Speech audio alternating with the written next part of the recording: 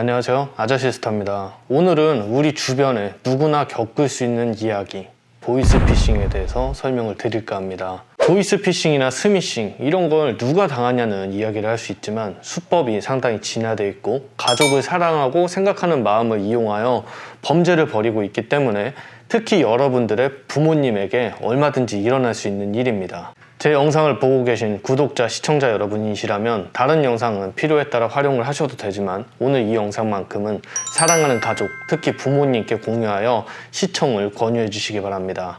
보이스피싱은 일단 일어나지 않게 주의하는 것이 가장 중요합니다. 가족들끼리 서로 금전적인 거래나 개인정보 등을 넘겨줄 때는 낯선 번호로는 절대 넘겨주면 안 됩니다.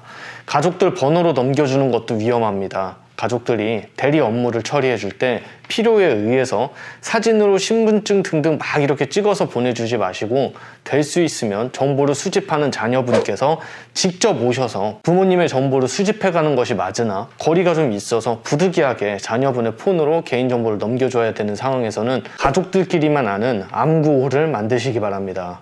피싱범은 대부분 개인정보를 어느 정도 아는 상태로 연락을 합니다. 우리나라 대형 포탈이 몇 년간 몇 번을 털렸고 어떤 회원가입을 진행할 때 정보 수집에 동의한 게 한두 개가 아니므로 여러분들의 가족 이름, 생년월일, 집 주소 정도는 어느 정도 다 알고 시작합니다. 군대 암구호처럼 정말 생뚱맞은 암구호를 하나 만듭니다. 가족들끼리 직접 만났을 때 우리끼리 개인정보 주고 받거나 이럴 땐 한쪽에서 예를 들어서 화랑하면 한쪽에서 담배 이런 식으로 대답을 해야만 1차적으로 통과를 시켜주고 가족들끼리 알만한 내용을 한 번 더 물어보시기 바랍니다. 큰형 첫째 딸의 태몽이나 어렸을 때 어디서 어떤 부위를 다쳤는지 등을 물어보고 정보를 주기 전 반드시 영상통화를 하시기 바랍니다. 영상통화로 요구한 게 맞는지 보내주면 되는지 확인을 한 뒤에 그리고 나서 보내주시는 게 맞습니다. 될 수 있으면 안 보내주는 게 최선이고요. 보낼 일이 있으면 직접 만나서 오프라인으로 받아가는 게 가장 좋습니다. 두세 단계의 필터링을 가족들끼리 꼭 만들도록 합시다. 이마저 어렵다면 가족들끼리는 중요한 개인정보 수집 상황이나 입금을 해줘야 되는 상황에선 가족의 전화기로 영상통화를 했을 때만 교환하는 것이 맞습니다. 요즘 대부분의 피해 사례는 보이스피싱보다는 스미싱으로 일어납니다. 자녀분께서 본인의 핸드폰 액정이 깨져서 화면이 안 나와 핸드폰 매장이나 수리기사의 핸드폰으로 지금 연락하게 됐는데 급하게 처리할 것 때문에 일단 엄마나 아빠의 핸드폰을 하나 개통해서 급한 일을 처리해야겠다고 도와달라는 식으로 연락을 하고 그 와중에 신분증 사본, 통장번호, 비밀번호 등을 요구하고 인증이 잘 안 된다는 식으로 하여 어떤 앱을 설치해달라고 부탁합니다. 해킹 앱이라 이 앱이 설치하게 되면 폰에 있는 카메라와 음성이 그대로 피싱범에게 노출되게 되고 노출 후에 피해자가 어떤 행동을 하는지 들여다보면서 피해자를 조정합니다. 피해자에게 받은 정보를 근거로 휴대폰 은행 앱으로 접속하여 안에 있는 금액을 여러 대포 통장이나 카드 가상 계좌, 비트코인 P2P 거래 사기 계좌,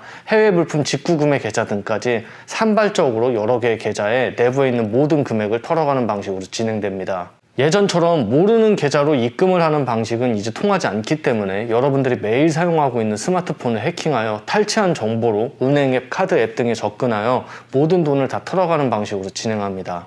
참고로 이런 일이 저에겐 절대 상관없는 일일 거라 생각했습니다. 지난 8월 말 저희 어머니가 이 일을 당했을 때 부모님과 평소에 이런 일에 대해서 소통을 하지 못한 것에 대한 개인적인 질책을 많이 했습니다.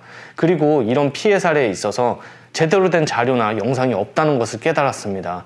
말도 안 되는 보이스피싱범을 참교육했다느니 각종 변호사와 법무사들이 운영하는 채널은 결국엔 본인들에게 법률 상담을 받으러 오라는 정도의 영상만 존재하는 것 같아 한 달 전쯤 느꼈던 상황을 기초로 피해를 예방하는 기본적인 도움이 되는 방법과 피해 발생 시 어떤 일을 해야 하는지 제가 직접 느꼈던 그대로 매뉴얼을 만들어 볼까 합니다. 오늘 이 영상을 부모님께 공유하면서 가족끼리 개인정보를 공유함에 있어서 암구호도 하나 만들고 가족들끼리 알만한 비밀사항을 질문으로도 만들어보고 마지막으로 중요한 사항이 있을 땐 항상 영상통화를 한 후에 진행하자며 따뜻하게 대화를 나누시길 바라겠습니다. 다음엔 피해가 발생 시 가장 먼저 해야 되는 것에 대한 요령을 알려드릴 건데 일단 골든타임 30분 이내에 피해 사례를 알아채는 것은 거의 드뭅니다. 피해 사실에 대해 인지하자마자 경찰서 112나 금융감독원 133에 전화해서 지급정지가 될 수 있게 신고를 하고 바로 경찰서에 찾아가 사건 접수를 한 뒤에 사건 사고 사실 확인원을 발부받아 3영업일 이내 피해 은행에 찾아가 피해 구제 신청서를 작성하여 피해 계좌에 대한 지급 정지를 하루빨리 하는 것이 우선입니다. 지급 정지는 말 그대로 내 돈이 들어간 상대방의 통장을 얼려버려서 사고 통장으로 만들어 사용하지 못하게끔 하는데, 대부분 그 이전에 돈을 빼갔거나 다른 쪽으로 돌린 경우가 대부분입니다. 형사적인 사건 이후에 민사적인 처리도 필요하여 굉장히 이 부분이 복잡합니다. 이 일을 겪고 나서 제가 느낀 부분은 절대 이 나라에서는 보이스피싱이 없어지지 않겠다는 생각을 했습니다. 이 보이스피싱을 이용하여 금융기관도 본인들의 이익을 위해 철저히 움직이지 피해자를 보호하려고 하지는 않는구나라는 것을 느꼈으며, 모든 것은 본인 스스로, 그리고 부족한 건 법률가의 도움을 받아야지만 조금이라도 피해회복이 되겠구나 하는 것을 느꼈습니다. 정말 다양한 경로로 금융피해를 당했기에 여러분들에게 충분히 도움되는 영상을 만들어 드릴 수 있겠다는 생각을 했습니다. 피해가 생긴 지 현재 한 달이 조금 더 지난 시점입니다. 당시 상황을 기초로 하나씩 매뉴얼을 만들어 보겠습니다. 혹시나 앞으로 만들어갈 보이스피싱 관련 콘텐츠에서 제가 부족한 내용이나 도움이 될 만한 내용이 있다면 적극적으로 댓글을 주셨으면 합니다. 오늘 영상 사랑하는 가족에게 반드시 공유하여 여러분은 저처럼 소 잃고 외양간 고치려고 하지 말고 소 잃기 전에 단단히 외양간 문을 걸어 잠그시길 바랍니다.